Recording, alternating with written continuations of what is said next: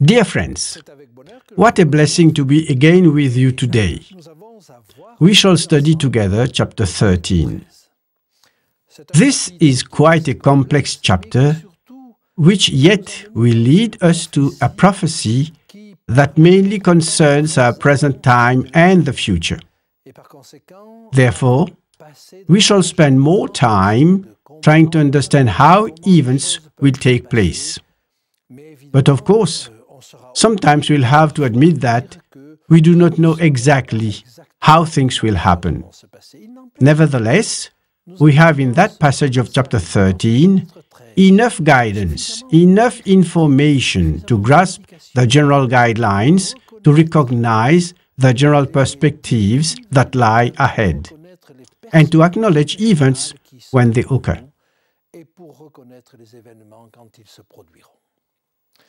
So, I invite you to read with me the first 3 verses of chapter 13. Revelation 13, verses 1 to 3. And I stood upon the sand of the sea, and saw a beast rise up out of the sea, having 7 heads and 10 horns, and upon his horns 10 crowns, and upon his head the name of blasphemy. And the beast which I saw was like a leopard, and his feet were like the feet of a bear, and his mouth as the mouth of a lion, and the dragon gave him his power, and his seat, and great authority. And I saw one of his heads, as it were wounded to death, and his deadly wound was healed. And all the world wondered after the beast. Of course, the question we must ask ourselves is, what is this beast? What is this body? What does it represent on earth? So, let's try to decode it in a fairly simple way.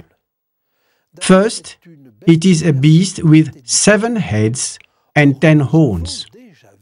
Yet, we have already seen a dragon with 7 heads and 10 horns, and we know that this is Satan.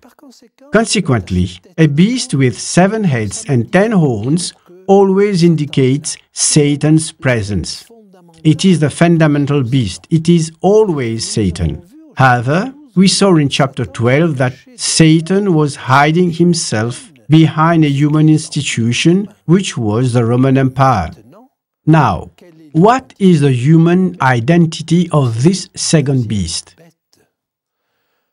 Well, rather call it the first beast, because the first beast of chapter 12 is actually a dragon.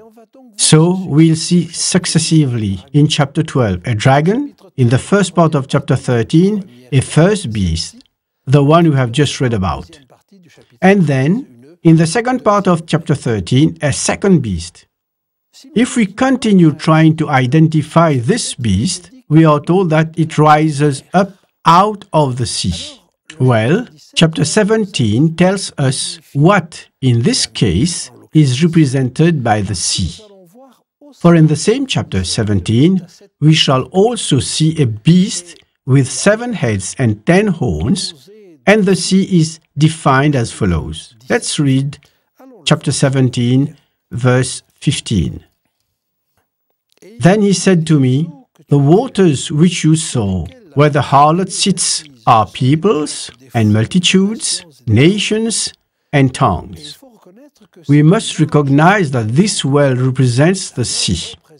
those many crowds, agitated, ruffled by all sorts of waves, moved by all sorts of desires, wars, conflicts. The sea is indeed a good representative of the crowds. But this also means that this beast which emerges here enjoys solid popular support. This must therefore be taken into consideration too. It must be taken into account, for in the book of Daniel, we also have beasts coming up out of the sea. And this is something important because, in fact, this beast in Revelation 13 possesses the same characteristics as the beast in Daniel 7. So, we shall see that these beasts in Daniel 7 verse 2 and on, they too come out of the sea. But here we are faced with 4 beasts. We will examine this with more details later. First, let's read the text from Daniel chapter 7 verse 2. Daniel spoke, saying, I saw in my vision by night, and behold, the 4 wings of heaven were stirring up the great sea. It is clear that it is question of a rough sea, and from this rough sea come out 4 beasts. Before continuing the text of Daniel, I'd like to point out a seemingly insignificant detail that will allow us to set precisely the time of the beast of Revelation 13:1. The beast is wearing diadems. He has them on his horns, while the dragon in chapter 12 also had diadems, but he wore them on his heads. Let's recall it by reading chapter 12, verse 3. Revelation 12:3. And another sign appeared in heaven. Behold, a great fiery red dragon, having 7 heads and 10 horns, and 7 diadems on his head. We also have the explanation of the heads. We already saw it in chapter 17, verse 9. Just to remind us, Revelation 17:9. Here is the mind which has wisdom.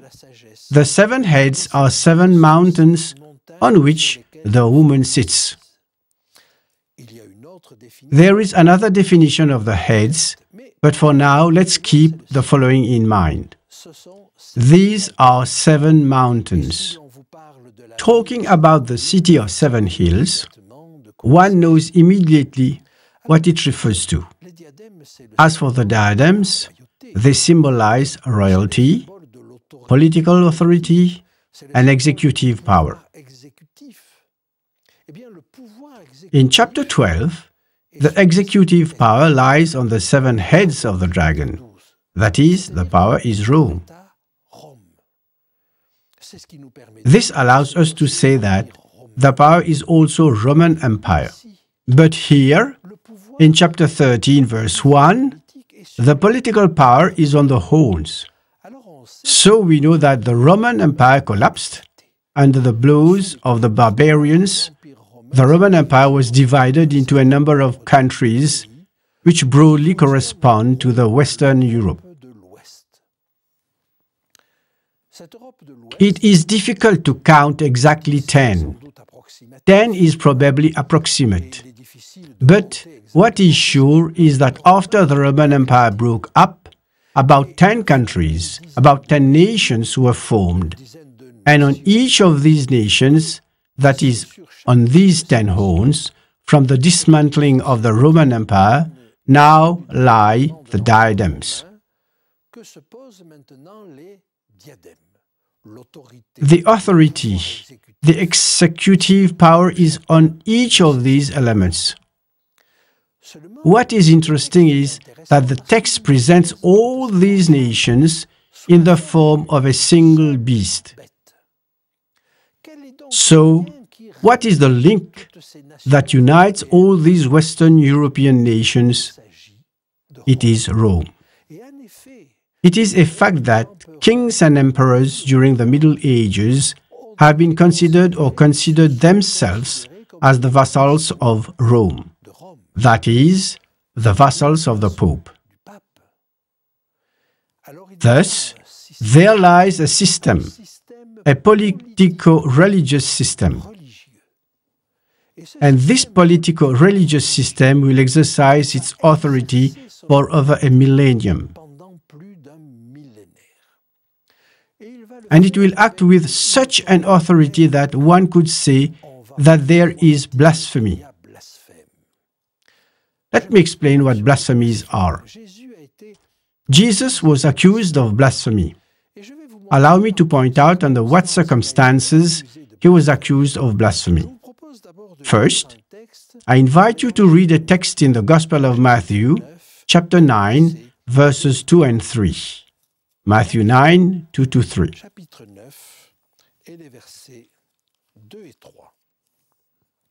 Then, behold, they brought to him a paralytic lying on a bed. When Jesus saw their faith, he said to the paralytic, "Son, be of good cheer, for your sins are forgiven you." At once, some of the scribes said within themselves, "This man blasphemes."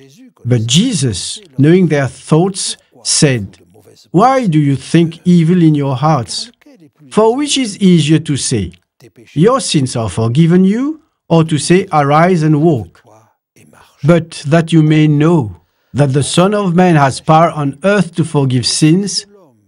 Then he said to the paralytic, "Arise, take up your bed, and go to your house." And he arose and departed to his house. Now, when the multitude saw it, they marveled and glorified God, who had given such power to men. Jesus is accused of blasphemy. Why? Because he says to the man, "Your sins are forgiven." Now, forgiving sins is a prerogative of God. And if he takes a prerogative of God, he is accused of blasphemy. Let's turn to chapter 26 in the same Gospel of Matthew. There we have almost the same experience revealed. We see here Jesus standing before the Sanhedrin. He is on the eve of his death, and the Sanhedrin is about to pronounce judgment. Matthew chapter 26, verses 63 to 66. But Jesus kept silent. And the high priest answered and said to him, "I put you under oath by the living God. Tell us if you are the Christ, the Son of God." Jesus said to him, "It is as you said. Nevertheless, I say to you, hereafter you will see the Son of Man sitting at the right hand of the power and coming on the clouds of heaven." Then the high priest tore his clothes, saying, "He hath spoken blasphemy. What further need do we have of witnesses? Look, now you've heard his blasphemy. What do you think?" They answered and said, "He is deserving of death." A similar episode is related in the Gospel of John, or even again in the Gospel of Matthew, chapter 23. So you see, blasphemy in this case is not the fact of speaking evil. It is the fact to claim something that belongs only to God. Therefore, note that there is here a religious aspect. And what I want to point out is that this system is a politico-religious system. Thus, we have diadems which relate to kings, but there are also blasphemies which refer to the religious area. As a matter of fact, we therefore have here a politico-religious system. Actually, much of or almost all of the Middle Ages period was under the leadership of a Western European system, a system composed of powers emerging from the collapse of the Roman Empire, having at their heads a religious system. Let me now bring to your attention a scene that will allow us to compare the passage we are studying with the four beasts of Daniel. passage que nous étudions est les 4 bêtes de Daniel 7. Let's go back to these 4 beasts and read again Revelation 13. Revelation 13, 2.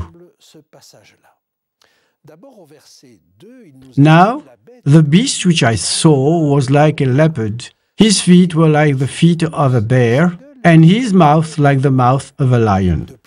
Moreover, we saw in verse 1 that the beast had 10 horns.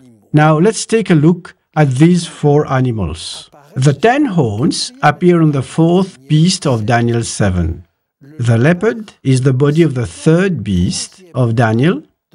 The feet are like those of a bear, the 2nd beast of Daniel. And the lion is the 1st beast. This beast is extremely composite, as you can see. And composite animals were considered as unclean. I would like to make a further observation. So, I invite you to consider this chart. On this chart, figure the 4 beasts of Daniel 7. The lion, the bear, the leopard, the monster having 10 horns. If we make a total of the heads and horns of each animal, we get the following. The lion has 1 head. The bear has 1 head. The leopard has 4 heads. That's the Greek Empire of Alexander the Great, which split into 4 parts, and then the monster 1 head. Total heads of the 4 beasts of Daniel, 7 heads.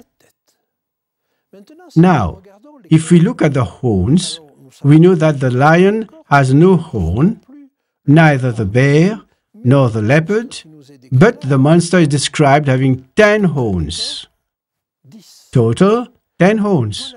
So, 4 beasts, these 4 altogether have 7 heads and 10 horns, and they come out of the sea. Could it be more explicitly told that this beast is the synthesis of the 4 beasts of Daniel 7?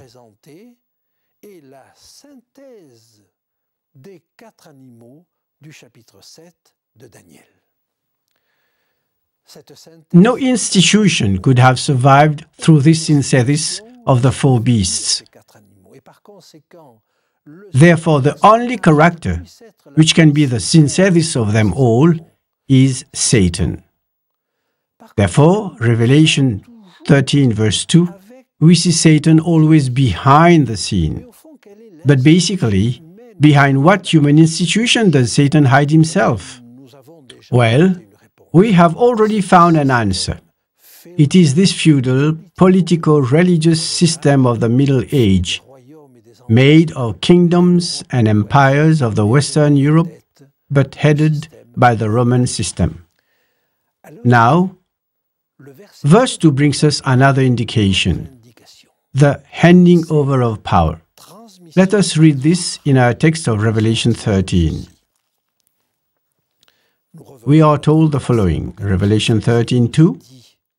Now the beast which I saw was like a leopard, his feet were like the feet of a bear, his mouth like the mouth of a lion. The dragon gave him his power, his throne, and great authority. The Roman Empire bequeathed all its organization to the Roman Church.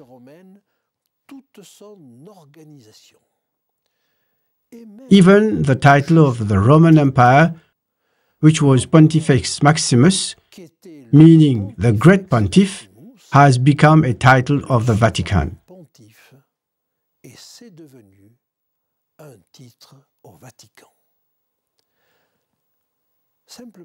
I will not insist upon these things, but it must be noted that the whole administration and the division of the territory of the Roman Empire have been transmitted almost as a replica to the Roman Church. So much so that the Bishop of Lyon still holds the title of Primate of the Gauls, which of course nowadays does not mean much, but represents what remains of the transition of the Roman Empire to the Roman Church. De cette transmission de l'Empire romain vers l'Église romaine. Et puis, And then there is the wound. This beast will receive a wound. The Reformation will give him a first wound. But the most significant wound was inflicted during the French Revolution, when General Berthier went to Rome under the orders of General Napoleon Bonaparte to dislodge the Pope. That was the significant wound. At this point, we go back to the story left behind about the Hydra. You know that the Hydra had an injury. When it received a wound, and when one of its head was cut off, the head regenerated. Likewise, the text says that this beast which received a mortal wound would heal. Now, what follows concerns our time. Look at what is said in verse 3. Revelation 13:3. And I saw one of his head as if it had been mortally wounded, and his deadly wound was healed, and all the world marveled and followed the beast. All the world marveled and followed the beast. Do you reasonably think that today a political religious system can be recreated in Europe? Do you think that such a system could receive the admiration from the whole world? Everyone will tell you that we no longer want that system, that it is a system which has lasted. Yes, yet the text says that it will come back. In what form? How? How is this possible? How will this thing that seems impossible today be made possible anew? That's what the rest of the text will tell us, and truly speaking, this is not easy to believe. But you see, the Word of God has never failed. The prophecy has never failed. Whom will we believe in? Believe in what we think? What the world is telling us? Or what the biblical text says? Allow me to trust in the text. And I invite you to trust and see with your own eyes today and acknowledge what is happening.